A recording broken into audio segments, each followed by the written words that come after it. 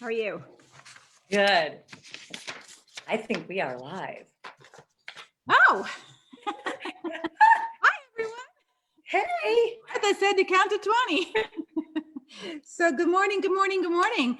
Leanne and I are up bright and early, and this is 7 o'clock Phoenix time. So I don't know what time you got up, Leanne, but I got up about 5:45, and here we are. We are. It is early. Good morning. Yeah. Good morning, ladies. We're so glad you're here, and we're going to just begin our time with a bit of prayer. Just a quick prayer to get us started on our zero step actually of the Conquer journey. So let me pray. Father God, I thank you so much for all the new women that have joined us in Conquer. I pray as we begin our Conquer journey together, that they would just sense your presence, that they would feel your peace, that they would know your strength, that they would find your courage to have some of their own, and that you would help them to be strong and dignified women of faith, so that they can go through the season in their life with great clarity and confidence. In Jesus' name, amen. All right, welcome to Conquer. And some of you may have been in Conquer for a while and you've never actually walked through this Conquer journey, and we're still glad you're here. Those of you who are new to Conquer, I want to explain a little bit how Conquer works, just because maybe we saw a lot of newbies join yesterday as you were added to the Facebook list. I'm not new people in Conquer, you were already in Conquer, but you got added to the Facebook list. And so you may have missed some of our previous instructions. So Conquer is an organization that I started 5 years ago. I prayed for 50 women. It has grown. We have quite a bit. We have over 2,000 women in Conquer now. And I believe God is creating a movement here. But we have a huge support and educational group for you to grow in the mess that you're in right now. And all of you are here because you are in a mess, or you're getting out of a mess of a marriage.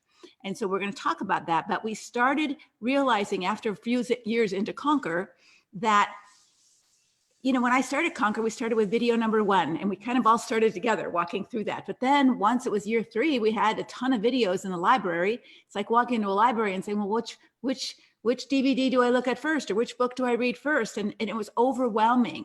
And so I began to realize that we had to kind of give first steps for people who join Conquer. We have to give them into a Conquer journey that they can go through right away, that they can take these steps and feel like, okay, I've got the basics. Now the library opens up to you, and for some of you, it's already opened up for you, but we really want you to take these Conquer steps first. The Conquer journey, the first one is awakening. That's step 0. You've already started that one. And then our next step is safety. And then we're going to go to clarity. And then we're going to go to stability, because we want you to be stable in all of what's happening now to you. We want to make sure you know how to do that. Your marriage may not be stable, but we want you to be stable. And then strengthening. How do we strengthen that stability so you get even stronger, so that you can be confident? Those 6 steps are crucial to you navigating through externally your marriage in a wise, strong way. So you've got some internal work to do first before you make any external firm decisions about what's going to happen out here. All right. So we're not working on out here yet. We're spending some time working on in here for you to get clear and safe and strong. The only exception I would say is if once you realize, oh my gosh, I'm not physically safe, you may have to make an exit plan much sooner than you thought, right? And we'll talk about that in the next module of safety next week. But anyway, before we get started with our awareness and awakening kind of stuff that we're going to talk about today, I just want to go over some basics of Conquer family rules, right? We're a big family here, and we're getting bigger and bigger. And so sometimes people don't read the etiquette page. And so I just want to help you to understand a few basics. In your membership site, there is a whole Conquer guidebook, Conquer membership guidebook, that will give all of what we expect and what we have as family rules in our group. So you can go back and read them all in detail, but probably the most important is confidentiality. So we honor this group, and we don't share anything about this group to anybody. Conquer's a secret group. Conquer's a private group. It doesn't mean that you can't tell a girlfriend who you know is in a destructive marriage, hey, there's a group called Conquer, and when it opens up again, you should join. I'm not saying you shouldn't do that. I'll tell you to do it. But I don't want you to say anything about this Facebook group, especially. All right. This Facebook group isn't found. You can't Google Conquer Facebook group and find it. It's called a secret Facebook group. Do not invite anyone to join the Conquer Facebook group. They can't. We will not allow them because they're not in Conquer and they can't get in Conquer. Only Conquer women can get in Facebook. All right. But don't even put it out there that, oh, I'm in this secret. We don't want you to do that. Okay. This is for our Conquer members. We don't want anybody's husband getting wind of it and looking for it and demanding to find it and putting somebody under pressure to see their computer feed or any of those kind of things. So please understand that we do a lot on my end and my team's end to protect your confidentiality, but you have to do the same. So here's a couple things. One is if your husband shares your password for Facebook, or he knows your password for Facebook and he can get into your Facebook page, then he can also find Conquer. And that might be a problem for you. And that might be a problem for others. And so if that's the case, you need to change your Conquer Facebook name and page so that he can't access that. And our tech team will help you do that. You just need to contact them. But it's really important for your confidentiality and other people's confidentiality that if you share a joint password or even a joint Facebook with your husband, and he can look through your Facebook feed, he will see Conquer at the top of those, and he might see Conquer and then your name. And then he might wonder, what are you doing here? What is this? Or he might even not even say anything. He just might read everything that's being said. That puts other people in danger. Okay. So please, please, please, if you share that or he has access to your Facebook feed, confidentiality is a huge Conquer value. If for some reason you're in a lawsuit with your husband and they want all your social media, which often happens now, that's why we tell you to be careful what you post on my public Facebook page, because it's public. This is not a public Facebook page. This is a private Facebook page. This is not your Facebook page. This is my Facebook page. So please do not give any lawyer any information about Conquer. If that should happen, I will take care of that with my legal team, but I don't want you to take care of that. All right. So make sure that you protect our confidentiality in this group at all costs, because for some women, it could be life and death. And we want you to really be careful with that. The second thing I want you to do is to be sure that, with this many people, whenever you're in a family, sometimes you rub each other the wrong way. It just happens at Christmas time. You didn't get the present you wanted, or, someone said something a little snarky and you didn't like it, right? And it just happens. It does happen. It might happen here too. We're trying to be very careful about that. And we want you to respond to one another in core strength, but we all can have a bad day. Or sometimes we just write a typo and it turns out to say something that we didn't mean to say. And someone may call you on that. Like, what do you mean by that? So part of your goal in Conquer is to learn to communicate, learn to speak up for yourself, learn to give your opinion, learn to share your feelings, learn to have a voice, and learn to respect and honor and listen to other people's feelings and perspectives and voice. And not everybody's going to agree on everything. Even if someone posts and says, should I leave my husband? Blah, and some people might say, yeah, you should do it. And other people might say, no, you shouldn't. And first of all, it's not your decision to make. So be careful on how you answer those questions. But second of all, even if you have a very strong opinion on it, it's your opinion, and it may not be the only way to see something. We've talked about in Conquer reframing, and we can reframe things to see things from different angles, and we might have different perspectives if we looked at something from a different angle. So just be respectful in the way that you respond to one another in Conquer, even when you disagree. And that's part of just doing normal, healthy relationships with people. You're going to have differences, you're going to have conflicts, and that we've had, and we've always worked through it, and we've never had a problem. Third, if you have a problem with someone in Conquer, or you have a problem with someone on my staff, I would rather you come to us about it directly than to put it on Facebook, right? That's just a coward's way of dealing with something, I think. I think God tells us if you have a problem with someone, go directly to them. We want to hear you. We are here to hear you. If there's a problem that you're not getting responded to like you want to, or you're not getting heard, or someone said something snarky to you, and you don't have the courage to confront them directly about that, then come to us and we'll help you work with that, all right? So that we're working together to practice healthy relationship skills, because you've been damaged in relationship And we know that healing also occurs in relationship. And so our Conquer community is a healing community. So many people have found healing and wholeness as they've walked with their relationship with the Lord and their relationship with other women who understand what their life is like. And so we will help you through that. But understand that nobody's perfect. And so there's going to be some glitches along the way, including from our staff. And so if that becomes a problem for you, just come to us. We are all ears. We want to help you. And truth be told, we've made a lot of changes and stuff over the last couple of years because of your comments, because you said, hey, this is too hard to do or too hard to get into. We've revised the whole membership site so it's much more easy to look at and to read and stuff. All this back end stuff that we do, we hear from you. The Conquer Journey was because we heard from you. I don't know which one to first, this is too confused. We've heard from you. We want to hear from you. Don't just drop out because you don't like something. Share it with us and we'll tell you whether we can work to change it or that's not on our agenda to be able to do right now. So let us know your concerns. We want to hear them. That's part of healthy relationships again. All right. And let me think if there was anything else. Leanne, can you think of anything else that was important? I think you've just done a great job. And there is a PDF or whatever of all of the family rules on the page. And so if any of this sounds cloudy, go pull that up, right? And Martha or Sparrow can direct you to find those links. So this next one thing I did forget, and this will go into our first step. So now you've become aware. And as you're becoming aware of a lot of different things, hopefully. So the first thing you're probably becoming aware of is, oh my gosh, my marriage isn't what I thought it was. Or my husband isn't who I thought he was. And that's a painful awareness. It's a very painful awareness. So then you're going to become aware of, oh my gosh, I am filled with rage. I am filled with bitterness. I am filled with fear.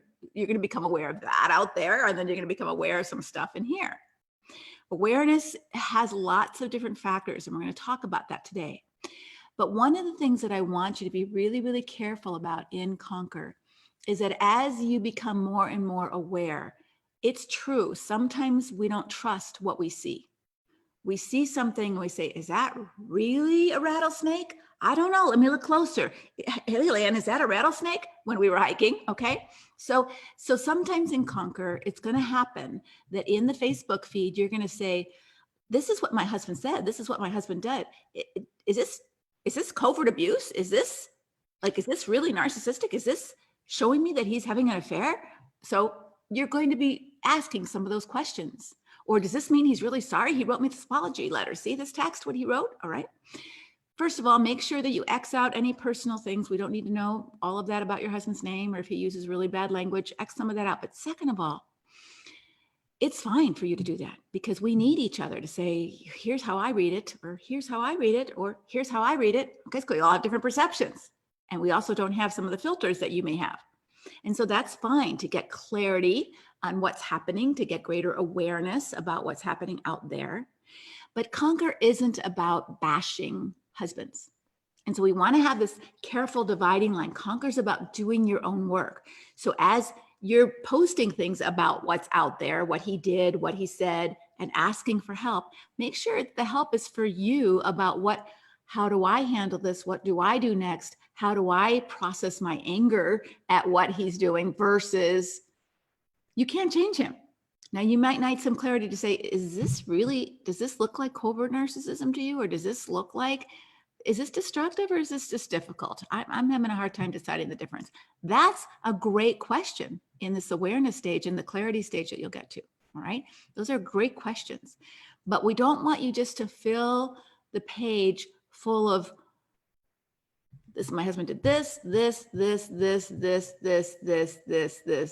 He is a total narcissist and jerk. Okay, yeah, and what does that mean to you? What does that stir up in you? What does that say for you? What do you need to do? How do you need to think differently? What are you feeling? What's important to you?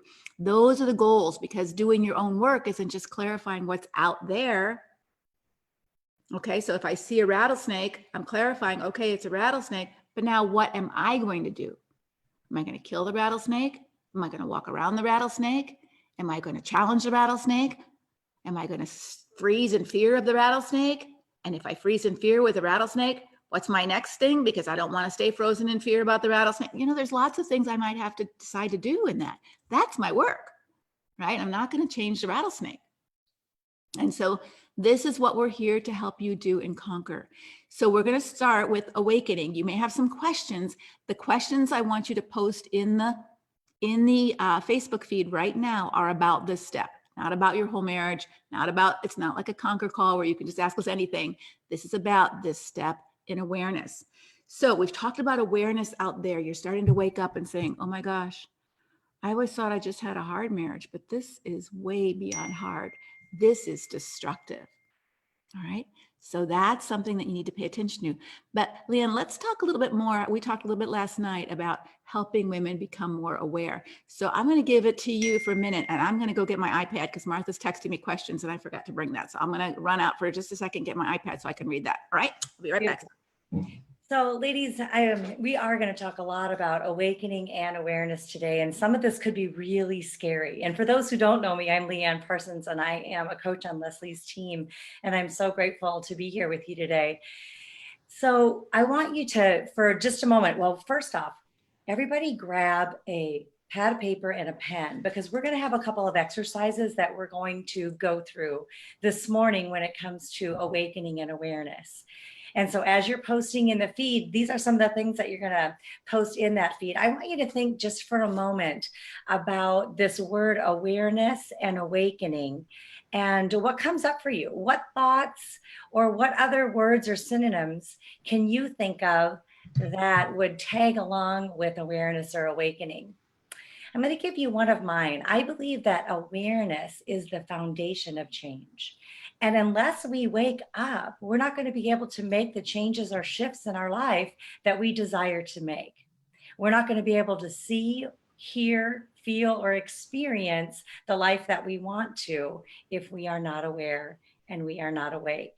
The Lord, after I got off the phone with Leslie last night, and then this morning, I was reading through scripture. And God gave me a passage of scripture that I thought was really incredibly beautiful. And I'm going to find that here super quick because I wanted to share it with you. If you have a Bible, you can turn to it, but it's in Mark 5:33 and the Amplified Version. And this one really woke me up to this whole awareness place. And it's talking about the woman who was bleeding, right? She was hemorrhaging. She was experiencing the female issues that a lot of us, we all are very self-aware and aware we have those challenges. Well, so she was really afraid and she was trembling. Maybe some of you are feeling afraid and trembling, even being on this call as you're waking up this morning. So she was afraid and trembling. She was aware of what had happened to her. She had touched the cloak of Jesus and something changed inside of her. Right? She fell down before Jesus when that happened. And you know what she did next when she was aware and awake? She absolutely told him the truth about everything that had happened to her. And so in this awakening and awareness phase, we have that opportunity to just cling on to Jesus, fall at his feet, and start to tell him what's really going on with us, what's really happening around us. Tell him the whole truth. He can handle it. He can handle our awareness. And as the awareness comes for us and more truth is revealed, like Leslie said, you could get angry, you could get frustrated, you could get fearful. And we're here to help you navigate all of those different challenges. But the really cool thing that Jesus said back to this woman was this. He said, "Daughter, your faith, your personal trust and confidence in me has restored you to health. Go in peace and be permanently healed from your suffering." And what a beautiful space awakening can bring us into. And so I just wanted to share that little bit with you out of scripture this morning. God really touched my heart with that. And so in the feed right now, I want you to write down, tag us, and let us know what awakening or awareness might mean to you. That's what it means to Leanne. So while you're doing that, Leslie, when you think of awareness and awakening, And even, in this whole COVID stage, what might that mean in this group of Conquer for these women?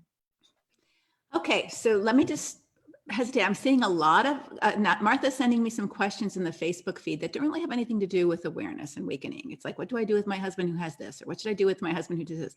This is the biggest first mistake that you're going to make in Conquer. So I'm just going to make you aware of it right now. Okay, we're going to awaken to the first big mistake. I just finished writing an article for a book that's coming out next year on healing from emotional abuse. And I talked about this, so it's fresh on my mind in this first mistake, getting lost in the weeds of your own healing journey. And how I got lost in the weeds of my healing journey was I was very focused on what my mother was doing wrong and how to fix her. And that's where I got stuck, because my mother had no intentions of changing or listening to my advice or doing her own work. Right? She had no intention of doing that. Now, it's true. If my mother had done her work, she would have stopped abusing me and our relationship would have been much better. But she wasn't going to do that. Right? So this is one place where we start to get lost in the weeds. So a lot of the questions are, what do I do about him? What do I do about him? What do I do about him? What do I do about him? So let me just say that we're not going to answer those. We'll talk about that some in the Conquer journey. So don't be like, oh my gosh, I thought I was going to get an answer for him. I'll give you some answers, but the first step of awareness and awakening is for you to wake up to the truth. But what do I do about me? That's the question. Like, I had no power to change Mom. You have no power. I have a really pretty good husband. I don't have any power to change him either. I have some influence. I do. And if you don't have any influence, you can't be with someone, because that's really hard. But I don't have any power, right? None. He does what he wants to do. And most of the time he makes really, really good choices. So I don't have a big problem with that.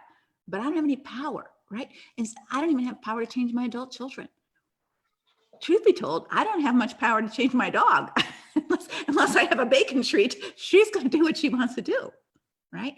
So this awareness and awakening is, wow, I don't have the power I want to change my world the way I want to, but I do have some power over me. And that's where we have to become more awakened to and aware. Jesus used the word a lot in the Bible. Wake up, wake up.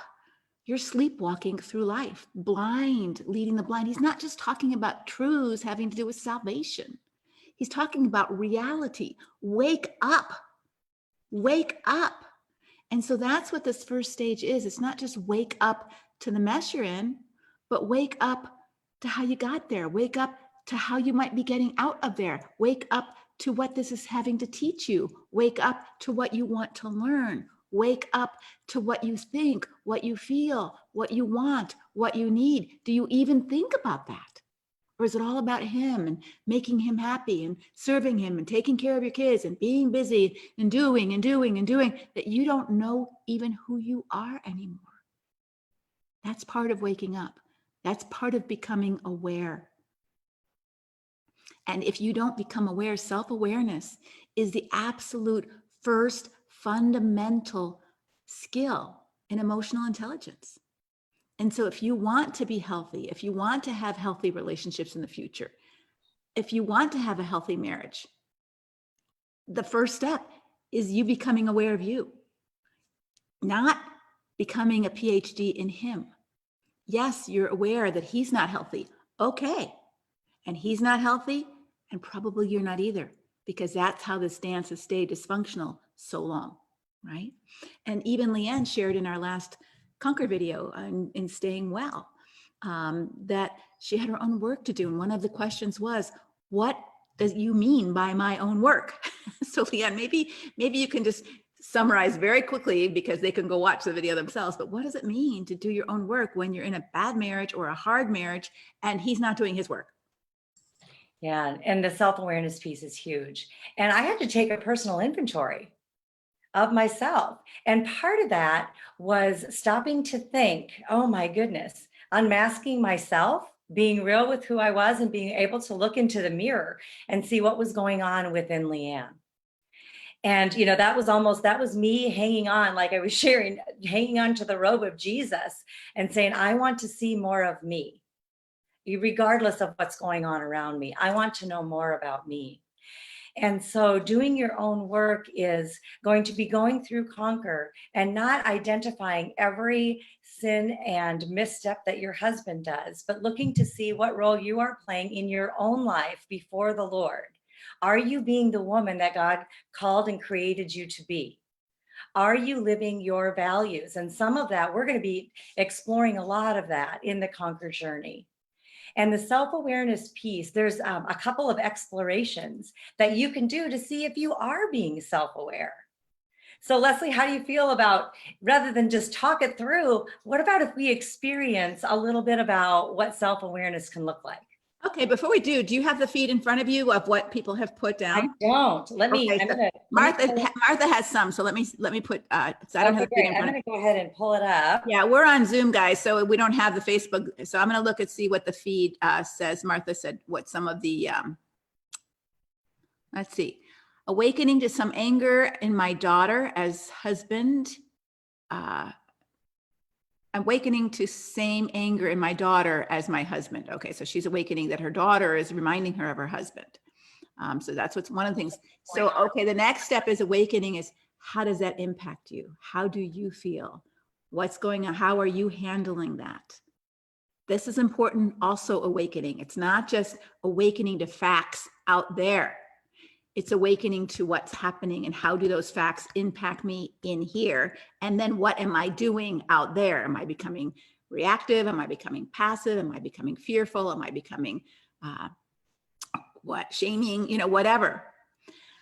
Okay, I have totally lost myself over the years. How do I refine me, my dreams, desires? I don't even know what I want for the future. This is part of your awakening. The awakening that, oh my gosh, what happened to me? I lost me somewhere back 18 years ago. Trying so hard to be a good wife and good mom, I lost me. This is very common. And in destructive relationships, almost all the time this happens, okay? And so part of you doing anything about out here, the marriage, your life, has to start with you beginning to change what's going on in here. And that's part of your awakening. And that's why it's so important for us to do this first step, right? What are some steps of a personal inventory? Can you describe them or list them? Awareness is I have a voice and feelings. I don't have the power to change the other person, but I do have the power to change me and take care of me. How do I let that voice actually speak versus putting it on the back burner? I'm waking up to my husband who's being irresponsible right now and isn't financially safe for my children. I remain with him. How do I recognize my next steps for me versus focusing on him? I am becoming more aware of my husband is sabotaging my relationship with my children and others. I have felt so much sadness and anger at the loss of these relationships. How do I process these feelings? Are these the things I need to do? And are there things I need to know about what's happening and do something different? Okay, so these are great first steps. And, it's really important that, again, as you're aware of these things, then you have some work to do for you so that you can get clear enough to know what steps you need to take forward. Right, Leanne, you were going to do an exercise with us? Yes, I am. And I just want to say, whether we stay well or leave well, you have an opportunity to be well. And that's what we're going to talk about. This is all part of it, is your work to do. And so grab that paper and pen that we talked about. And I love how some of you are speaking about your meaning of awareness and your definition. I can't wait to dive deeper into that. So thank you for putting that in the feed. So right now, I just want you to get comfy cozy with your paper and your pen. All right, I'm going to walk you through a little bit of an exercise here. Go ahead and take a I'm going to do it too. Oh yeah, and me too. I've got my pen and paper, so I'm going to be doing it along with you as I guide you. Truth be told, though, I did do this morning, so before we came together. But I want you to just take a nice deep breath. Leslie talks a lot about, and I do too, just about box breathing. Breathe in for 4. Hold for 4. Breathe out for 4. Just let yourself settle in for a moment. Ladies, I want you to take a moment and I want you to think about what you're feeling physically. What are you aware of in your body? Can you feel your heart beating? Are you aware of even the chair underneath your seat, the couch you're sitting on? Can you feel that it's supporting you? Are you aware of the clothing that you're wearing? Is it soft on your body, or is it abrasive or harsh or heavy? Is it light? Take just a few moments and jot down some thoughts about what are you feeling when you're in your physical body.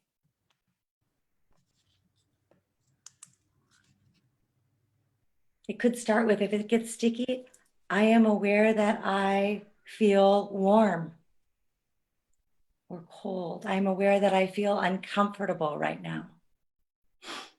Or I'm aware that I'm really grateful to be in this space.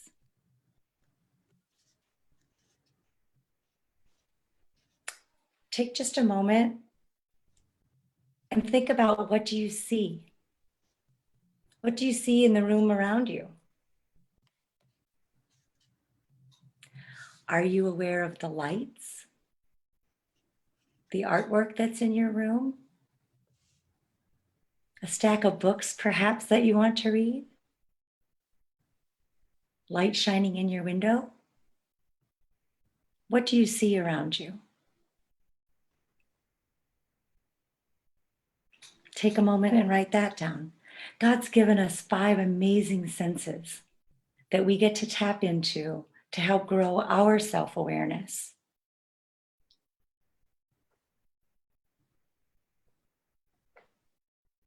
What are you smelling?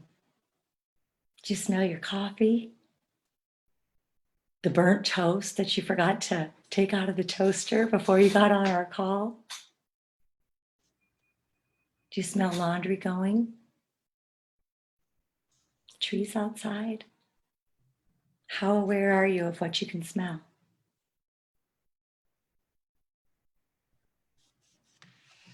How about what you hear? What can you hear in this space?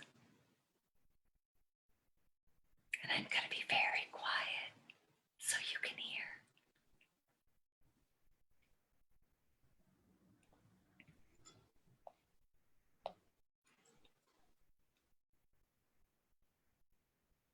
What can you taste? Whether you've ingested something, your taste buds are speaking to you right now about what's going on around you. Are you tasting breakfast, coffee? Are you just tasting the loveliness of this room? Are you feeling that? I'm curious, for those of you who are stepping into this exercise with us, when I mentioned, are you aware of the seat underneath you or the sofa holding you up?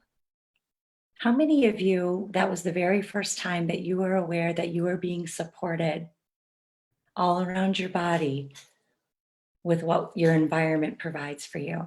Just curious on that. Oh, I love it. Susan says that she's hearing birds. Melissa says that she's aware and grateful for this opportunity to increase her awareness. Love that.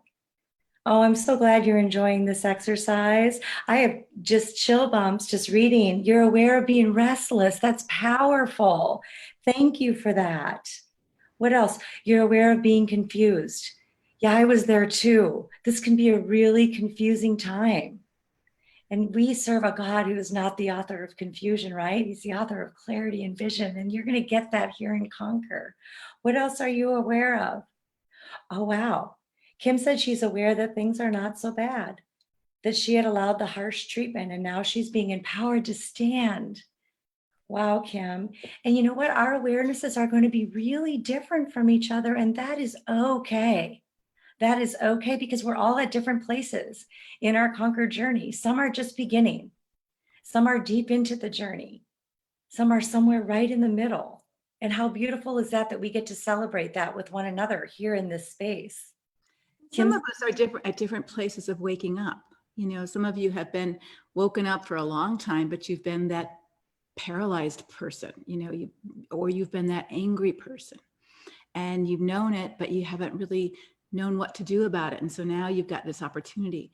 So, and others are just waking up to a lot of reality out there as well as in here. You've just been kind of sleepwalking through your life. And the good thing that Leanne is saying, that God, he's wide awake. We have a God who never slumbers. He knows everything about everything. He knows what's happening in the external world in your life, and he also knows everything in our heart, all the hidden things. That's why David could confidently pray, even if I don't understand or I don't know. Lord, search me and know me and see what's going on, because I can't even see everything inside. Help me to see what I need to see right now. Thank God God doesn't show us everything, because we couldn't handle it. So he shows us just what we need to see. And this is important for you right now, because if you didn't see what was going on in your marriage before now, and now you're just waking up to it, it's because God knew this was the time you needed to see. That we can't see everything about what's going on out there or inside, or we might be overwhelmed with paralysis. And so when we're able to see, sometimes we can't remember things from our past because we're not strong enough to heal it. We forgot it in a traumatic event. And then we remember as an adult, oh my gosh, this happened to me and I never even remembered it. Now I do. There's a purpose for that now you're able to handle it. Now God's given you something, a tool, a person, a resource, a journey to take and take it. And that's where you're on. And that's why you're here right now. Love that. And I'm looking at the feed here. You're aware that you've lost yourself, that you have some unforgiveness toward yourself. Wow, isn't that just such a beautiful space to be in? It's so real and honest and vulnerable. And the more aware we are of our thoughts, our emotions, and our feelings, and even the actions that we take personally, it's either going to support our well-being or it's not. And so we have that opportunity to spend this time being aware. I remember the very first time that I ever did an awareness exercise like this. I sat for almost an entire minute and I was just super quiet and I was listening around and I was like, I couldn't believe how many sounds were in the world around me, how many smells were in the world around me. Did anybody else experience that this morning as we were walking through this exercise together? Our lives can get super busy. And we can be so busy that we become very, very unaware. It's a great distraction. I know for me in my life, it was a wonderful distraction for me to be unaware. I loved being unaware. And, I have to share a really funny, just kind of a girl story if I could. So during this whole COVID thing, I've run out of a couple of personal items. So I ran out of deodorant. That's kind of a big deal. I don't want to go around. I already can have some stinking thinking. I don't want to have a stinking body too. So I picked up an old deodorant that I had that I had an allergic reaction to last year. And I was like, oh, it's just a few days. It's just a few days. I'm gonna go ahead and use it. I'll get to the store eventually. So for the last several days, I've applied this deodorant. Oh my word. This morning, I woke up, I'm all broke out in a rash, I'm uncomfortable and it hurts. I am extremely aware that my body is going to tell me what is good for me and what is not good for me. I can trust my body to tell me that. And I got pretty complacent. I thought, oh, it's not a big deal. It's not a big deal. I can just let it in just a little bit. But what I have learned, even with a silly deodorant story, is that everything about me matters. And my awareness and the things that I'm going to learn on my journey toward wholeness and well-being, every bit of that matters. And each step that I learn is going to build upon the next. And it's okay to pay attention to each one of those steps. And that's part of my awareness. Now my awareness is I'm going to chuck that into the garbage. It doesn't matter if it's the last thing in my house. It's not healthy for me. And part of that is knowing what is right for me in the moment to keep myself healthy. And this is a really good small illustration of exactly what your work is to do, is to pay attention. Wow, this isn't good for me. I have a reaction. I've been noticing that I've been kind of irritable, and I was talking to Leanne last night about this. And I think one of the things is I'm drinking too much caffeine. Like I have my bulletproof coffee in the morning, and then I'm drinking a couple Diet Cokes throughout the day because it's getting hotter. And I think that's what's doing it. So I think being able to, instead of blaming the Diet Coke's not the problem, or I'm drinking too much. So that's my work to do. How do I wean myself off that caffeine energy boost in this kind of sluggish time to, keep me going when I can see that it's affecting my body? And so this is where we can get confused, and we can blame the deodorant, or we can feel guilty about throwing away the deodorant, or something's wrong with us. What's wrong with my body that I can't just handle this deodorant? No, it's simple. If your body is telling you this is dangerous for you, then it's important information that you need to be awakened to, so that once you're awakened to it, you can take a step of action so that you can help yourself. Now, Leanne she put it away and thought, well, maybe I can handle it. Maybe I can stay well with this deodorant, right? And then she did again and realized, nope, I can't. All right. And that may be where you're at right now, that you're not sure what you're going to do. And so right now your goal is to say, I've had this allergic reaction. I've had, I feel like I want to, leave. I can't stand my husband. He makes me want to vomit. I don't want to sleep with him. I'm having this effect in my body. I'm aware of that. Does that mean I get divorced? Well, we don't know yet, because when we have a problem in our bodies, sometimes it's something we have to do. Like, I'll give you an example from me. I remember that I would get very angry with my kids when they would bother me, right?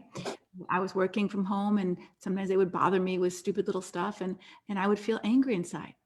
All right. It was good that I was aware of that, because then I could decide, wow, what do I want to do with this? Is this their problem? Like they're being inconsiderate and they need to, respect my boundaries, or they're, not listening, or whatever. Is their problem that I need to address?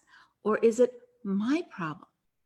Like, is it my problem that I'm having unrealistic expectations for children, that I'm maybe too busy working and my kids need my attention and I'm being selfish? So sometimes awareness or awakening to one thing leads to a path of having to be awakened to other things. Is it that I need to just react and yell at my kids? Now I'm aware that's what I did. Why did I do that? Why didn't I choose that path? There's lots of awarenesses that come as we learn this skill. And this is going to be really important, because I think this is where we get caught in the shutdown trap.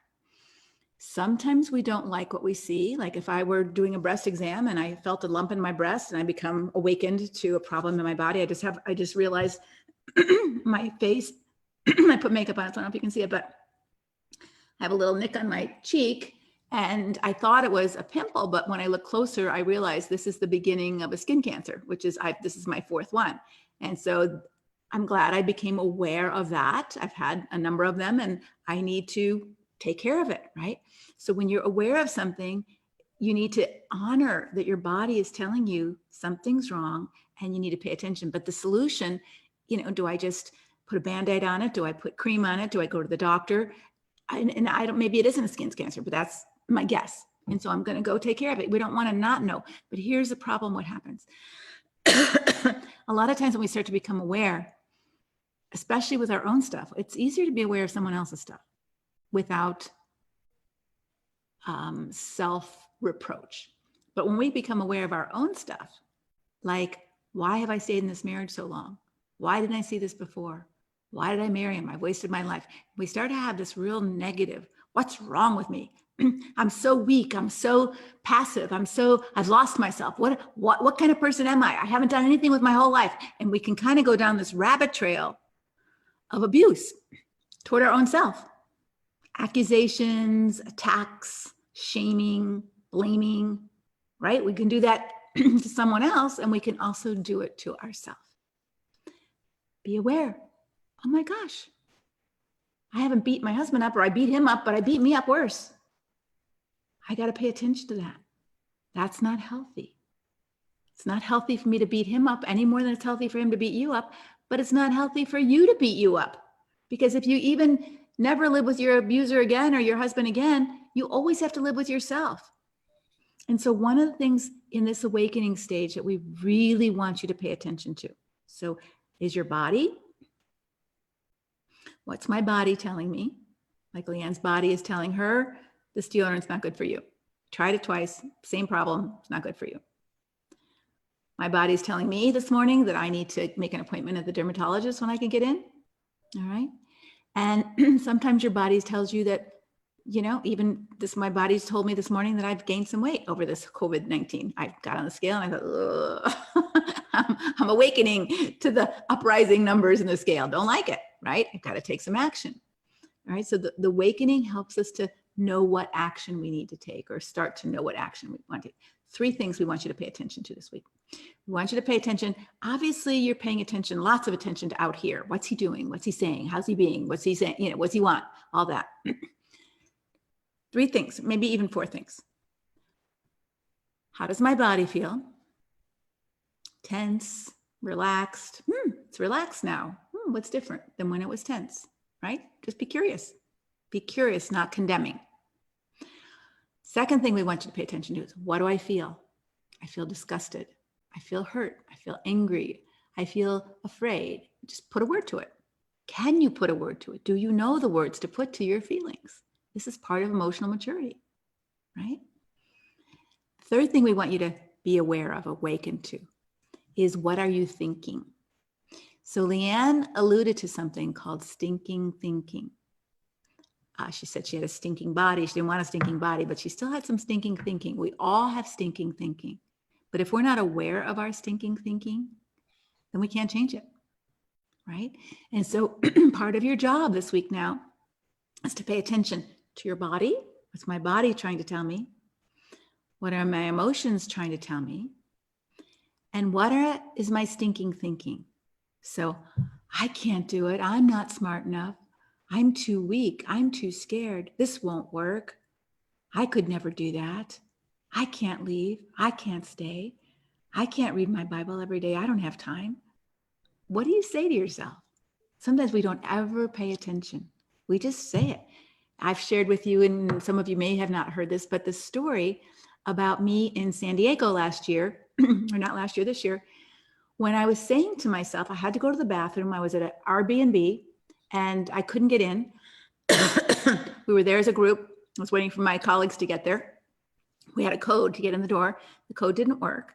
And so I couldn't get in, and there was a big gate around the house. And then the house had the code, but the gate had a code too on the door. Couldn't get in. Calling my colleague, the gate also had a big fenced gate, but it had a lock on it, not a padlock, but just a key lock. And it had a big old key lock in there. And so I told myself the door was locked.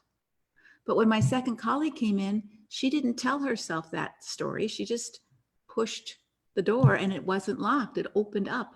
But I never even made that choice because I had something in my head that I thought was true that wasn't true.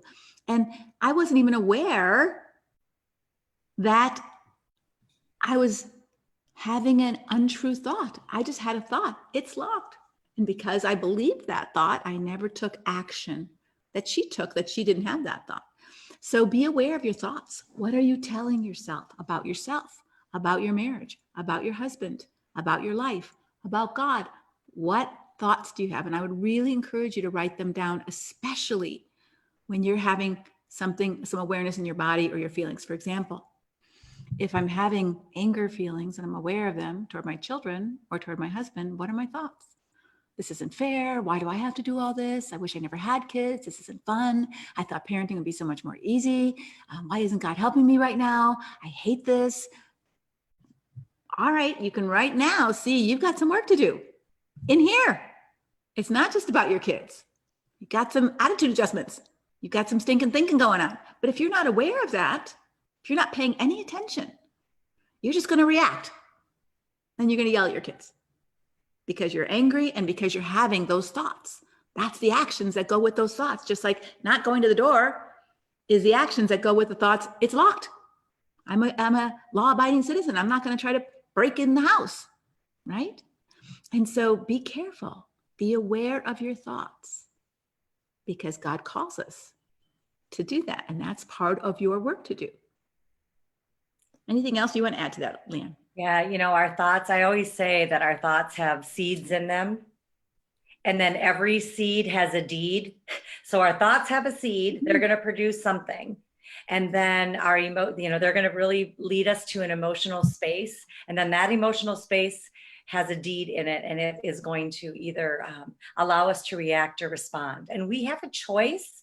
The more aware and awake we become, we have a choice of two different actions. One of those is a reaction, and typically our reactions come out of fear. The other choice we have is a response, and typically a response is being led by love. And so if we can remember that as we wake up, that we do have choices. And that's one of the beautiful things about awakening and awareness in my book is that, wow, when I am more aware and more awake, I realize now that I am always of choice. I am of choice of what I choose to think about. I am at choice of how I choose to feel. And I am at choice of how I choose to react or respond. And so we're going to be unpeeling those layers together as we're here. And I think, Leslie, I love that you brought up this whole idea and, this stinking thinking place is we have something inside of us. And ladies, we are brilliant at this. I think we've received our PhD in listening to our inner critics. So we can say, I'm not pretty enough. I'm not smart enough. I am not, tech savvy enough to get on and do this work. Those are just lies. You are enough because God made you enough. Sure, there's going to be skills that you're going to want and need to learn in order to grow and to gain more clarity, more safety, more stability, more strength and confidence in your life. There's going to be skills that you're going to need and want to learn. That is for sure. All of us have that. We're all going to be working until the Lord calls us home. We're going to be learning and growing. So, but what we get to decide now is, what choice do I want to make today that is going to allow me to become more awake and more alert so I don't go back to sleep? Because really, truly, most people do walk through life, whether they're in a destructive, disappointing marriage or not. Most people sleepwalk through life. I find that as I have conversation with people all the time. When I've done this exercise, a lot of people didn't realize that they had a seat underneath them that they were being supported in. They didn't even know. They couldn't even feel their fingertips or their toes.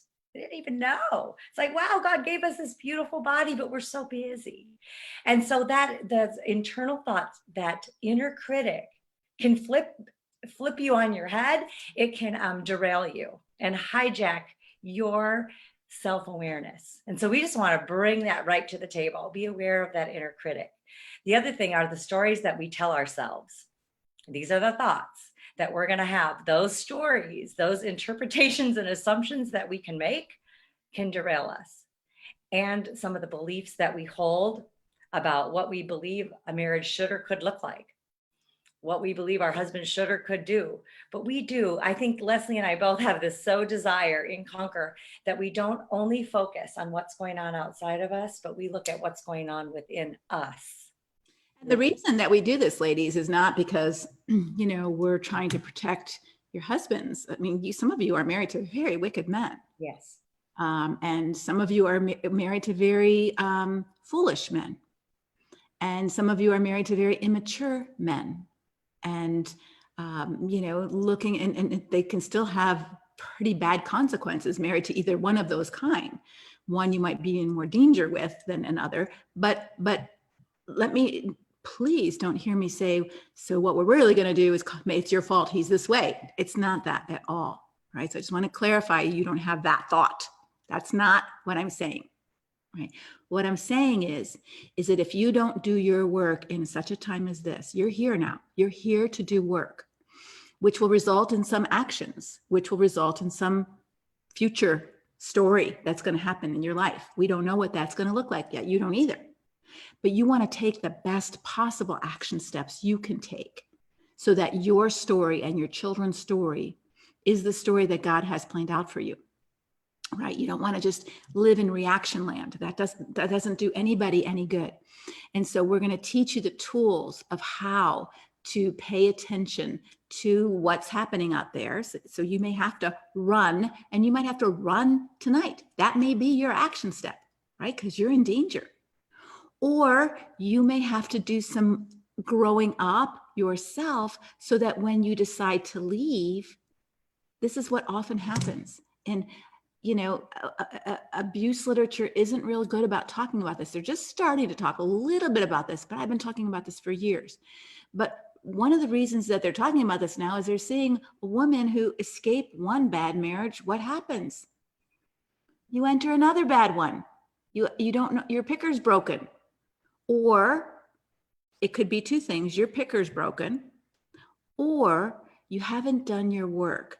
And I had a blog a couple of months ago. I'm going to do a Conquer video on this, is that what attracts abusers is some of the very qualities in Christendom, in Christian women development that we've been taught to have, like be nice and overfunction and have no boundaries and be way forbearing and way forgiving, so that you never say, hey, I don't want to be dating you anymore. I don't like you. You scare me.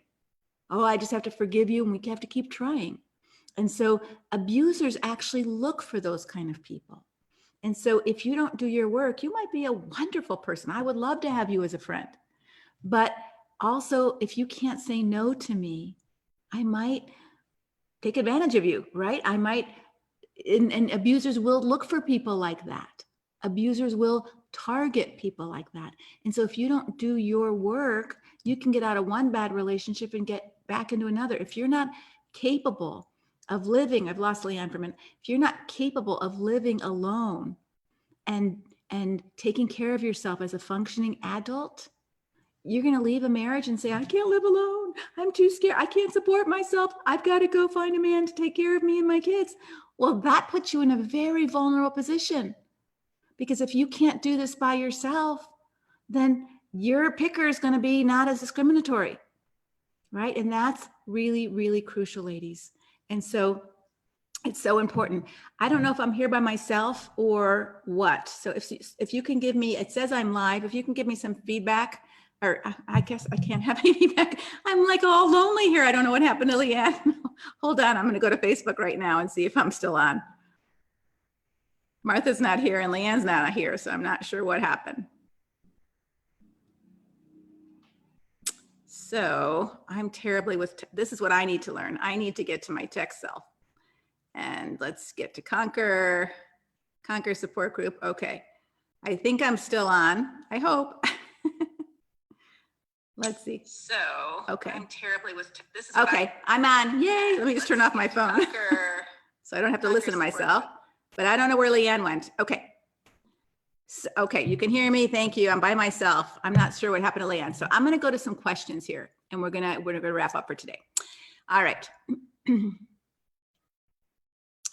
My body still shakes at times, feels like I'm going to have a panic attack. I've been divorced 3 years now. Will this go away, or how does it? So shaking is real interesting. Shaking is a trauma effect of your body. And so I would just encourage you that if you're still shaking after 3 years, I'm not sure what you're shaking in result, like when you see your ex or why are you shaking, but I would pay attention to that. Like I would ask your body when you're shaking, body, what are you trying to tell me? What are you trying to tell me, body, as they're shaking? And then write it down. Be awakened to your body shaking. And then if you need professional help, you might need to find a trauma therapist to help you let that trauma get out of your body, because trauma gets lodged in the body. And when you're in a domestic violence or heavily emotionally abusive, repetitive emotional abuse situation, it does create some trauma. It's called complex trauma disorder. And so please get yourself some professional help for that. Is stinking thinking to wonder if I'm making the right choice? No, that's just being curious. All right. That's not stinking thinking. To wonder if I'm making the right choice to stay in a marriage that is unsafe in every area except for physical abuse.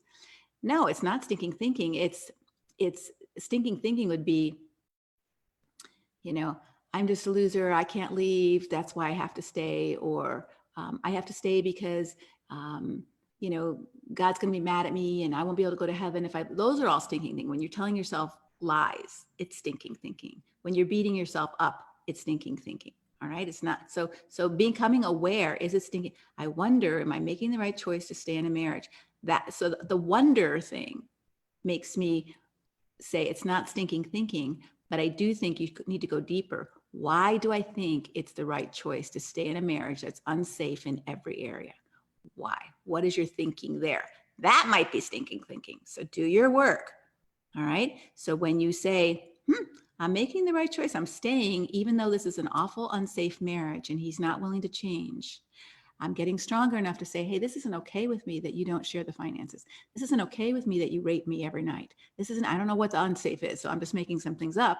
This isn't okay that you verbally shame me and embarrass me and batter me in front of the children.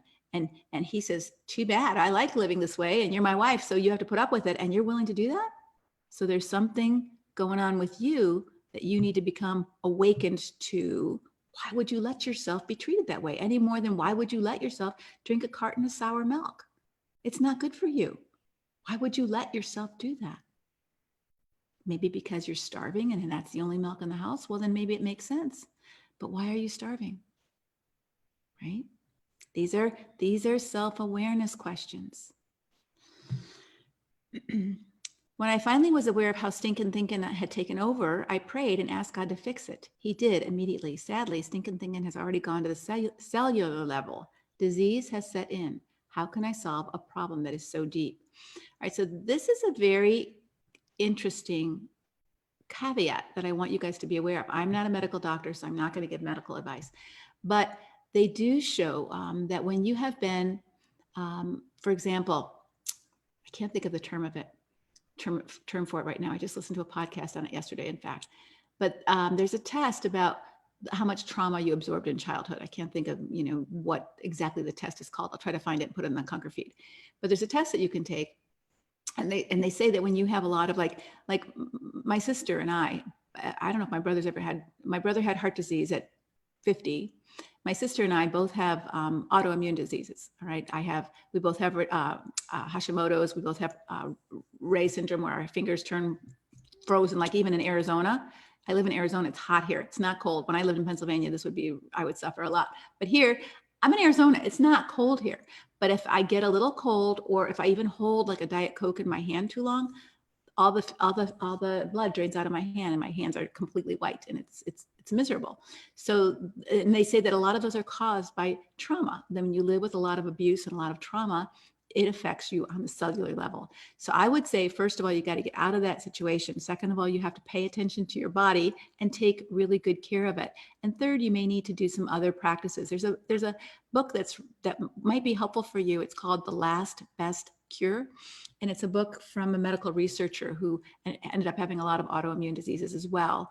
And she started to do some practice like breathing, like meditation, things that we just poo-poo as Christians, like the word is supposed to be enough. Well, we are also bodies. We go to doctors, don't we? So why can't we breathe without calling it woo-woo? Why can't we do our square breathing, a 4 in, 4 out, 4 over? Why can't we do that without calling it woo-woo? It's not woo-woo, it's taking care of you, right? Why can't we stretch in ways without calling it yoga? We can do that. We don't have to call it yoga, but yoga has discovered something that when you stretch your body in certain ways, it helps your body. It helps your body relieve some of that trauma inside your body.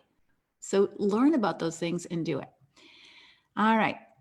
Please give us some thoughts on how to replace your stinking thinking. Well, you can't replace your stinking thinking until you're aware of it, right? So this is the first step. So if I'm aware, if I'm aware that I'm telling myself, so here's what I'll just give you some personal examples. I never moved on to graduate school from my master's to my PhD because I had stinking thinking. I told myself I couldn't write. And I didn't know how to write a PhD, and there would be no way I'd be able to get that done because I can't write. And so I limited my choices by giving myself a belief, a lie, really. It was a lie, but I didn't know it was a lie. It was just something I believed was true. Wasn't true, but I believed it. So because we believe this lie and we're not even aware it's a lie, just like I believed the door was locked, I wasn't even aware that I believed that I thought could be another option. I believe this lie. I'm not a good writer. I can't do a PhD, and every PhD that I was interested in required a dissertation. I can't do that. So I didn't go for my PhD. That was a decision I made based on a thought that wasn't true.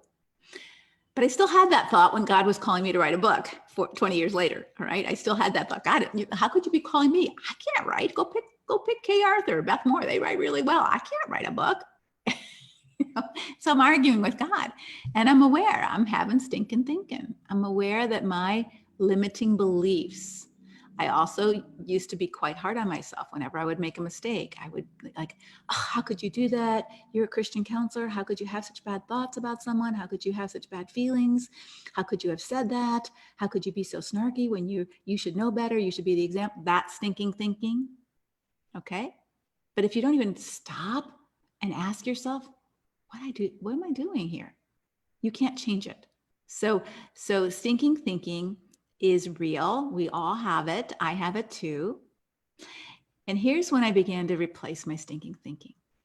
And we've talked about this some in other classes, but self-acceptance is a wonderful gift you can give yourself. And it's a wonderful gift you can give your husband, right? And that is this: I accept, not just, oh, I know that, but I accept that I am a finite, beautiful, but broken, talented, yet limited human being.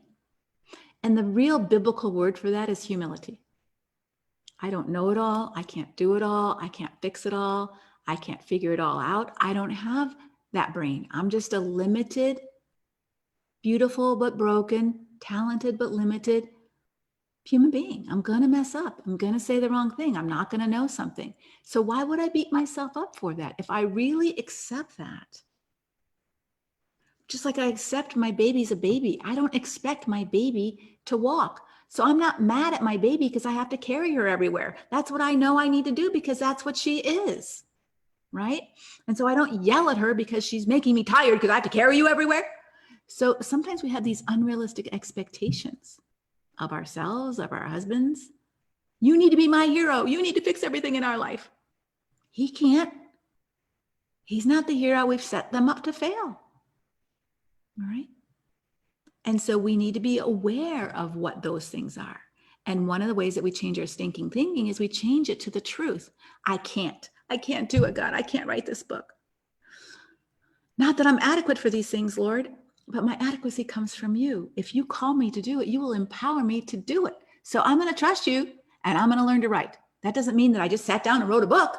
It means that I took my first action step and went to my junior college and signed up for freshman English at 40 years old. Not that I didn't take freshman English, but I didn't remember any of it. That's what I did. That was my first action step to writing a book. I knew God called me. I didn't feel ready, but I did stop telling myself I can't. I started telling myself I will. I will obey. I will go forward. What's my first step? Not writing a book. I don't know how to write a book, but I can take a course to learn how to write a book, to learn which punctuation goes where anymore. I can't remember, right? And so that's why we're doing this in Conquer. We're going to take small little action steps. Don't talk about divorce yet, unless you're in danger. You don't know that yet. But you've got some action steps to take, smaller ones, that when you end up at that crossroads where am I going to stay or am I going to leave, you're going to feel much better about that decision because you're going to know. You're going to know much better than making a decision out of reaction and frustration. All right? You always have to live with yourself. So you don't want to get to the end of your life and say, I wish I would have made a different choice. Right? Regrets are the worst. All right. I was told I can't forgive myself. Only Jesus can do this. How do I deal with this? All right, well, this goes back to our self-talk, right? So if you are a perfectionist or you don't accept yourself, like I just talked about the gift of acceptance, this is the kind of wording that you have in your self-talk when I told you to pay attention, to become aware. Oh, I can't believe I did that. How could I be so stupid? What is wrong with me? So now I have to forgive myself for being an ordinary, limited, finite human being. You don't have to forgive yourself. You have to accept yourself. You see, you can't forgive yourself because now I did something wrong. No, I did something human. I did something human. And being a sinful part of being a sinful person is our humanity. We are going to sin. I still sin. We are going to sin.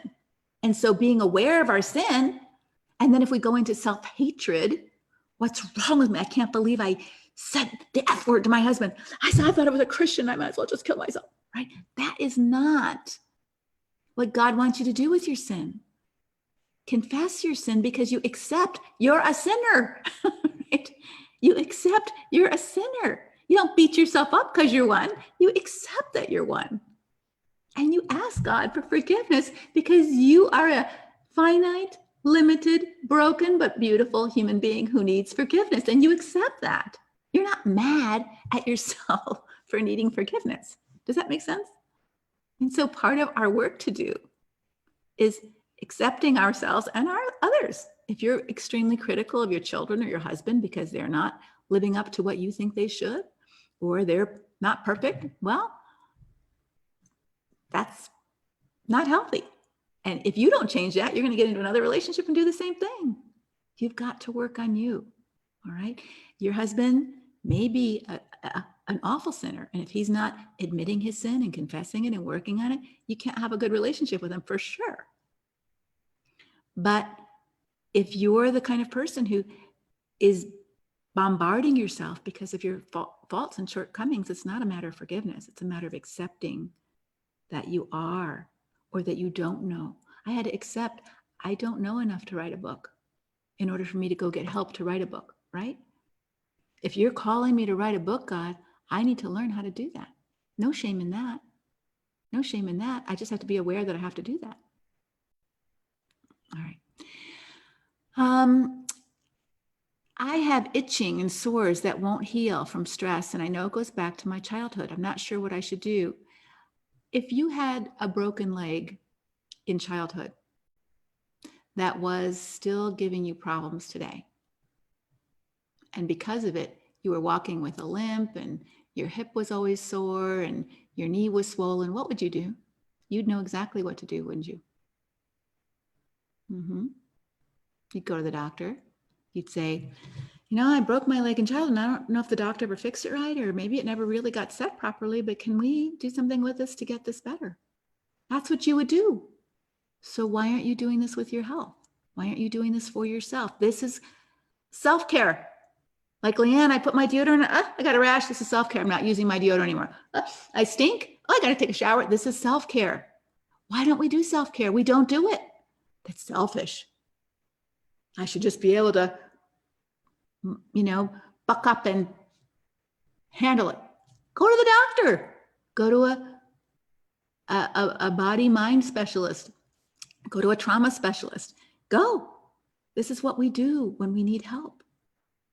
All right, it's okay. Awareness is great. Hi, Leanne, you're back. I am back, and I'm going to have somebody sit with me. She okay? Okay, you can bring her in. You can bring her in for a second. So my husband has an appointment he has to get to. So I am back. I've been back for a long time. And you know what, ladies, can we just give it up for Leslie and her tireless love that she keeps putting forth for us here in Conquer? It's amazing, right? It is absolutely amazing. So Leslie, thank you for not being afraid to talk about the hard things. Because it is so important. And that's part of this awakening piece. That's part of the awareness piece, is this idea, we've all been aware that stuff has been really hard for a long time. The awakening is when we kind of go, oh my goodness, I cannot walk blind anymore. And you're inviting Leslie, her team, and Conquer into your world right now. So you no longer have to sleepwalk. You no longer have to just live at the space of drudging through and living at the space of spinning in your head and not owning your life. That's something that I had to really wake up to, is that I was not taking responsibility for my life. I was giving all of that responsibility to the world around me, whatever that looked like. And this is a critical time for all of us. And what an amazing privilege that we have here in Conquer to walk with each other. And it's step by step, ladies. This is like drinking from a fire hose. When you open up Conquer, when we come here, we're all super excited that you're here. We're really honored. And we all want to grow exponentially. And I'm looking at the feed. I want to know it now. I want to know it now. We're not going to know it now. We're not. Just like she's not going to know me right now. This is keeping life real. I'm very aware that we just had a baby in our world. What I love is this is an entire journey that we get to go on. Every answer is not going to come in the awakening. Every answer is not going to come in safety. Every answer is not going to come in clarity, in strength and stability and confidence. It's going to be as we make a conscious choice every day to step it out, to do our work, to be in the Conquer material, to watch the videos. Oh my word, we have an amazing resource. Can I just throw this up here and show you, Les? You can download an entire Conquer workbook. These are step by step at a time. In order for you to gain the clarity, gain this awakening, you're going to be waking up every day during this journey. I wake up every morning. Every time I get out in nature, which feeds my soul, I wake up more and more every day. This is a process of being transformed. We're not just going to be informed and Conquer. There's a lot. This is support. This is education, but it's not just information. This is about transformation. Yes, absolutely. So glad you brought that up. And so what we'd like you to do for an action step, because some of you are saying, well, how do I get rid of stinking thinking? Or is it stinking thinking? Or I just want to answer this one question. I feel responsible that I've created this attitude and resentment in my husband by what I learned were reactive behaviors that I exhibited that hurt him. Is this true? So this is the question I want you. This is the awakening. And the question is it true?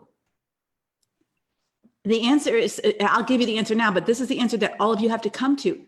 No, but there's some caveats. So I'm just going to give Leanne left our Conquer feed for a while, whatever happened, whether it's tech problems, I don't know. Okay. So that's what happened. Okay. I had some thoughts about that, or I had some feelings about that, I gotta do this by myself. We didn't plan for this by myself. That was those thoughts. I had some anxiety. That was my feeling. Okay, my thoughts were, where'd she go? Were there tech problems? Oh my gosh, am I here? I started having anxiety. Those were my anxious thoughts. But I could have also, and I didn't, but I could have had angry thoughts. I could have had angry thoughts with technology, or I could have had angry thoughts toward Martha, or I could have had angry thoughts toward Leanne. I didn't, but I could have. Would that have been Leanne's fault, or would that have been mine? You see, so Leanne did something. I don't know why she did it. I will have a response to that inside, right? So you did some things. This person who asked, I feel responsible that I've created this behavior, resentment, attitude in my husband. You didn't create it. You might have created the atmosphere that could have planted that seed, right? So if it rains all day, I'm going to be far more tempted to be depressed and grumpy than if it's sunshiny, because I like sunshiny, right? But is it the rain's fault that I get resentful and grumpy and then take it out on my husband? Or is it something I have to be aware of? Wow, I don't like it when it gets cloudy and I'm more tempted to get resentful and angry. I better be careful of me. That's my work to do so that I don't act that way. You see? And so yes, in a marriage, we tempt each other all the time to have sinful reactions. So you don't want to have sex with your husband. Is it your fault that he goes and sleeps with someone else then? Or goes and watch porn that night? Or you said something wrong and he feels resentful toward you for the rest of his life. Is that your fault because you said something wrong? No, you're a finite, limited human being. You can't be a perfect wife. You can't do it right all the time. You can learn to do it better, but you're never going to do it right all the time, because that's not accepting who you are. You're a finite, limited human being. And so if you expect yourself to do it right all the time, or he expects you to do it right all the time, That's the fantasy wife that we talk about. You're not able to do that. If he can't accept it, okay, you have to accept it and not take responsibility that he can't accept it. So his resentment is his. Are there some things that you need to apologize for and own? Maybe. Just like we'll switch it around. All right. If you have bitterness and resentment toward your husband because he called you a fat slob, it's understandable. But is that his or is that yours? His is what he called you. Yours is what you did with it. He's not responsible for yours. And that's part of what you're going to learn in Conquer. Who's responsible for what? So this is the exercise that I want, and I think you're going to agree with this. We want you to answer 4 questions this week to help you get better aware. All right. So it might be what happened, the situation, right? So what happened? How did I feel? What did I think? What did I want? And is what I am thinking, write everything down. Don't pretty it up. Just like I said, I could think, oh my gosh, Leanne left. What am I going to do? This is terrible. I don't know how to check Martha's not here either. I don't know. Look at the feed. I feel technically stupid. I said some of those things out loud, right? As I was trying to find the feed. So that's what I was thinking, right? So we're not prettying it up. This is just what you're thinking. We all have these automatic thoughts. And then I want you to ask yourself one final question, just like this one. Is this the truth? All right? Is this the truth? So had I stopped and asked myself, oh my gosh, the door is locked. I got to go to the bathroom. I don't have a key. Nobody's here. I'm going to pee my pants. If I had just stopped to ask myself, is it true this gate's locked? I might have said, well, I don't know. It looks locked. Maybe it's not. Oh, poof, it's not locked. I can actually get into the house and go to the bathroom. It would have changed the outcome. But I never stopped to ask because I wasn't paying attention, right? And so this whole week, I want you to pay more attention, not so much, yeah, okay, what happened out here? My husband came home and he told me he lost his job. All right, how do I feel? What do I think? What do I want? Is what I'm thinking true? We'll never get another job. We won't be able to pay our bills. Everybody's going to be mad at us because this is the 3rd job he's lost. Listen to your self-talk. It's my fault because we had a bad night last night and I wouldn't have sex with him. What are you telling yourself? Some of it might be true. Some of it might not be true. Pay attention. That's how you begin to change your stinking thinking, because you can see right there as you pay attention, that's not true. Or if it is true, then you can say, it is true. I don't know how to write. It is true. I don't know how to write enough to feel confident to write a book. It's not that I couldn't write anything. I just don't feel confident. All right, that's true. What can I do to help myself? I can sign up for community college. That would be a good first step. I can go to a writing conference. That would be a good first step. I can start writing every day. That would be a good first step. You see how you take a small first step to move toward the bigger goal? I could have not taken a big first step. I'm going to write the first chapter today. I didn't know how to write the first chapter today, but I could take a smaller step. So that's all we're asking you to do. Take small steps, because if you take a small step every day, you're going to get pretty far. If you try to take a big step and fall and flatten your face, you're going to say, I can't do this, right? That's your stinking thinking, but maybe the step was too big. So we're starting this Conquer journey with small baby steps so that you can get to healthy land. And as you're walking toward healthy land, I hope your husband's looking at you and saying, where are you going? And you say, hey, I'm walking toward healthy land. I don't know if you want to come, but I'm tired of living in crazy land and I'm not living there anymore. So I'm moving toward healthy land. And if you'd like to move toward healthy land, that'd be great. And if you don't want to move toward healthy land, that doesn't mean I'm not going there. And that's where we start. And that will clarify things for you. Because if your husband has no intention of moving toward healthy land and he likes living in crazy land, that gives you more information about what your next steps need to be, right? Right? Okay. So I hope this has been helpful. This is what we're going to be doing every week. So you should have gotten a schedule, but let me reiterate it for you. So next week, same time, May 6th, we are going to be here and we're going to do the safety module. It would be helpful for you to have watched it ahead of time. So if you can do that, do that. If you can't, show up anyway, okay? You'll get the Cliff Notes and then you can watch it afterwards. And then we're going to skip a week. So it'll give you a chance to go back and develop your safety plan and do that. We'll be on the Facebook page. We're going to skip a week and the next week will be May 20th. And that's also going to be same time, Wednesday, May 20th. We are going to do that. Probably, I think the reason that I said I couldn't do it is I was supposed to be in Toronto, but that got canceled. So I think if Leanne can do it, she may hop on. I still have to do the Toronto thing online. So if Leanne can hop on in between that week and just do a Facebook Live with answering your questions, we'll probably try to schedule that so we stay consistent every Wednesday. So we've got safety on May 6th. Let me just ask you this, Leanne. So I scheduled on May 6th is our next Facebook Live, and then we're not going to have another one for May 20th because I was supposed to be in Toronto. So can you take that one in between on Wednesday morning just by yourself and just answer questions about the safety module? Yeah, absolutely. And tell me the date. Sorry, I am very aware that I have a 2-year-old that had to go potty. That's okay. Real life, ladies, this is real life. And I just did not expect that to have to happen today. That's okay. And so, I'm awake, and is COVID waking up anybody else to just the realities of what day-to-day life looks like? Mhm. And so to answer your question, I would be happy. This is the only day I'm going to have my grandgirl. So yes, Yes. only because we just had a baby. So give me your date that I will It go would be solo. the Wednesday after May 6th. So it'd be between May 6th and May 20th.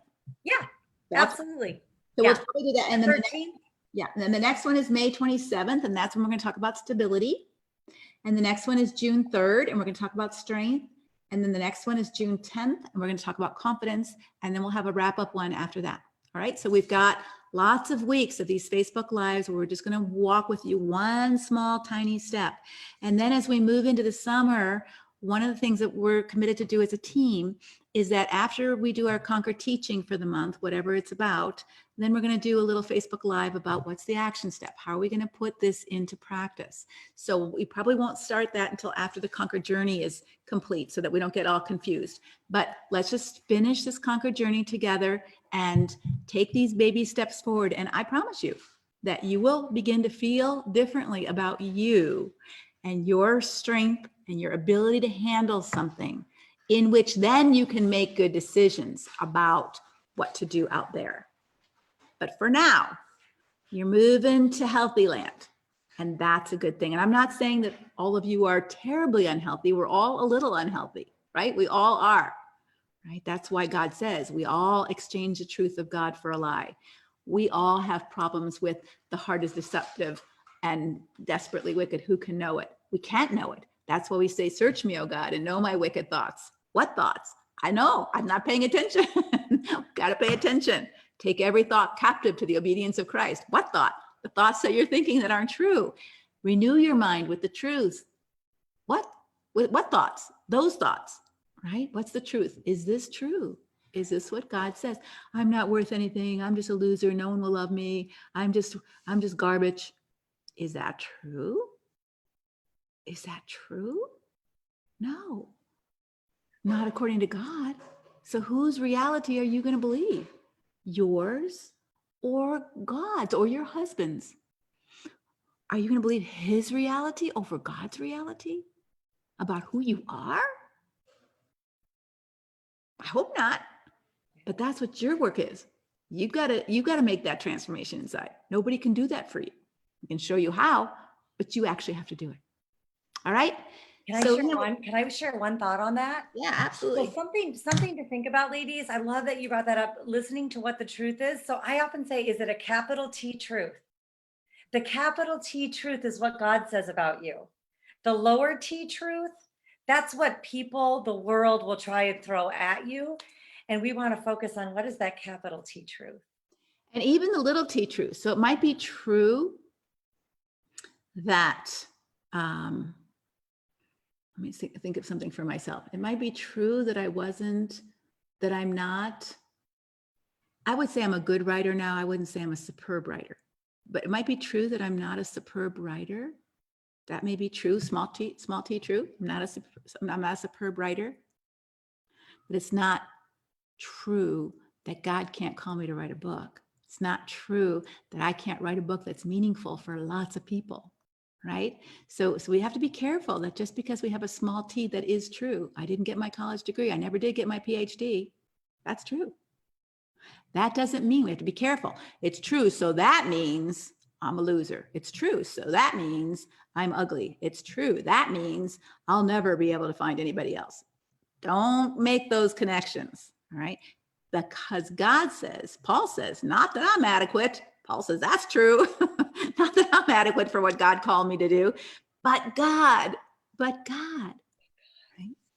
And so we want to be careful of that. I love that. Yeah, but God. And the big T truth is our identity, ladies. That we're going to have all kinds of different stories, and those are going to be little T truths too. But yeah, that big truth. I love that, Leslie. Oh, this has been so good. Mhm. So good. What an honor to be Yeah. here with you live. And just so we read this before, and I'm going to read it again. This is who you are. This is not who you want to be. This is who you are according to God. So let me just read. There's many of them, and I would encourage you to start looking for them. You are my masterpiece. You already are.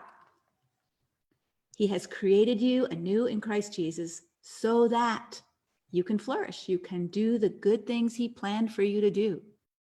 So why in the world would you let your own fears and lies or some other mortal's statements about you cause you to live small? When God says you are his masterpiece and he created you in Christ Jesus so that you can do good things that he's planned.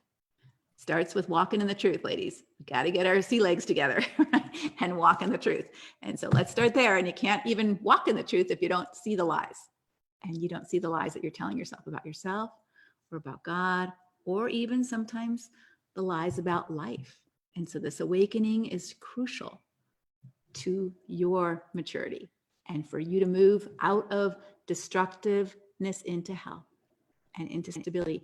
And when Nehemiah is a great book in the Old Testament. It's a short book, but it's a great book to read about a man who stood strong in the midst of destruction all around him. So Nehemiah felt called to rebuild the walls. And when he went and rebuilt the walls, he had a lot of critics. He was moving from rubble to health, and he was building the walls back in Israel. And he had a lot of naysayers. He had a lot of abusers, verbal abusers, and it shows it in the book. And it said he had a rifle in one, not a rifle, he didn't have a rifle, but he had a sword in one hand and he had a hammer in the other. He was hammering the wall to put it back together, but he had a boundary. Like, don't mess with me. Don't mess with me. He has a boundary in one hand and he's doing the work on the other hand. And it's a great example of God saying, I may call you to a place that creates some hardship for you, but I'm still calling you to it so that you do the work I've called you to do. There may be people who disapprove of that. You have to be careful not to let them detract you from that work. So, yeah. Anything else you want to share before we close? I think that's it. We've said, we have just given you so much there, and there's so much here in your Conquer journey. So we just really want to encourage you to do your work, to get in, to work through the videos, the module, print the book. I see a lot of questions about the workbook. There'll be a lot of information on that. Yes, you can go do all of those things. You can print it. It's right in the If you don't want the whole workbook at a time, you can print just session by session, whatever works for you. Edie, I read Ephesians 2:10. I'm sorry, Ephesians 2:10. Love that. Yep. Yeah. And then I would encourage you to read the book of Nehemiah, because it's just a great book on, look what God's asking Nehemiah to do. And he did it. And it didn't he built the wall, but there was a lot of stress in him doing that. And he persevered and he did his work. He was called to do some work and he did his work. And there were a lot of people who didn't want him to do it. That may be what you experience. Your mother may say, oh, quit rocking the boat. Your church may say, you're being an unsubmissive wife. Your husband may not like, hey, I'm going to Healthy Land. I'd like you to come with me, but I can't stop going to Healthy Land just because you don't want to go. And that has been the crazy making of the church. Like, well, if your husband doesn't want to go to Healthy Land, you shouldn't go. That's not what God calls you to do. He calls you to be mature and holy and live whole. If he doesn't want to do that, you can't make him, but that doesn't mean you shouldn't go. Go. We're going to help you get there. And then you can decide how you're going to handle the rest of it. All righty. Leanne, could you close us in prayer? I would be honored. Father God, I just thank you so much that we can come before your throne. Right now, we can come corporately all over the world right now to learn more about what it means to follow hard after you, to let go of the chains that have bound us, to discover more about who you created us to be. I thank you for the safe space in Conquer. I thank you for Leslie for providing this amazing community. It is our responsibility to keep it safe, to keep it dignified, and to keep it strong. So I pray, Father, that you would help each one of us as women to bring our best to the table, to keep it real. Don't worry about getting it right all the time, but to keep it real, Father God, in your name. Help us to provide a safe space of sharing and encouragement to one another, guidance and wisdom. We just thank you for each woman in Conquer. We thank you that you have brought them here for such a time as this. We thank you that we will continue to learn and grow and wake up to the realities of who you are and the plans that you have for us. We commit this next week to you as we learn more about awakening and safety, Lord. We just ask that you would be with every one of us as we do our own work. Help reveal to us what that means for us each individually. We thank you for live. We thank you for technology and all the goofy things that can happen. We thank you that we can rebound, restore, and regroup. It's in your name we pray. Amen. Amen. And I love that, Leanne, about praying, keep it real. This is so if we have our live Conquer conference in October, which I hope we can pull off. I don't know if we'll be able to, but it'll be unlike any other conference you've been to because it is raw and real. And because we don't pretend, it is what it is. And we can be real. And I think we can share our own vulnerabilities in a good way, in a non-shaming, in a safe way. And that, as you prayed for this community to stay safe, not just from outsiders, but from within, that we don't be each other's critic. That's not our job. And that we don't be our own critic. That's not helpful. It's helpful to be aware and to make corrections, but to just beat yourself up and be critical of yourself, it's not God's way and it's not helpful. And so let's just pay attention so that we can move beyond that and get to be the strong, dignified women that God called us to be, even in a difficult situation, even in a abusive situation that we may need to flee from, but to do it in a way that is, our children are like, wow, Mom, wow, you handled that so well. And if you can't do that yet and you just need to get out and then learn, because it's more important. I've had more women write me personally and say, you saved my life, you saved my life, you saved my life. I just had to get out. And then I had to do my work, but I had to get out first. And that may be you. So please don't put that on yourself, that I have to do all this work before I can leave. I need to leave now. Leave now. If that's what you need to do, leave now. We will support and help you through this emotionally, spiritually, educate you, stand by you, hold your arms up. But if you need to leave now, then prepare to leave and get a safety plan, because it does put you in more danger if you leave. So you just need to go through those modules very quickly before you leave so that you know what to do. All right. All right. Take care. And we will see you next week. And we'll see you on the Facebook page between now and then. All right. Take care and God bless. Thanks, Leanne, so much. Bye-bye.